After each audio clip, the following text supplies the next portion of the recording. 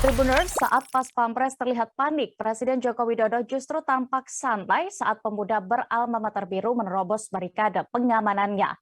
Peristiwa itu tepatnya terjadi saat Jokowi berkunjung ke Pasar Rakyat Mandrehe, Kabupaten Nias Barat, Sumatera Utara pada Rabu 6 Juli kemarin. Dalam video yang diunggah akun Facebook, Baktiar Pakpahan memperlihatkan Jokowi yang sedang membagi-bagikan kaos ke warga. Kemudian tiba-tiba seorang pemuda diduga mahasiswa menerobos masuk pengamanan pas pampres hingga sampai tepat di depan Jokowi.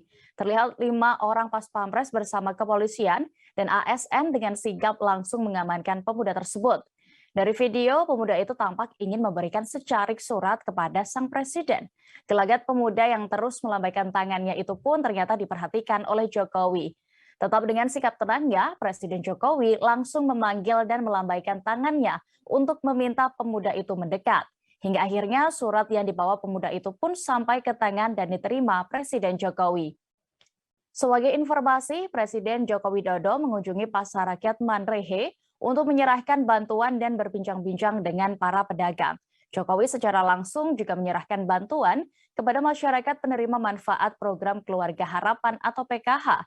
Selain itu, juga bantuan langsung tunai atau BLT minyak goreng, serta bantuan modal kerja atau BMK. Jangan lupa subscribe, share, komen, dan like ya!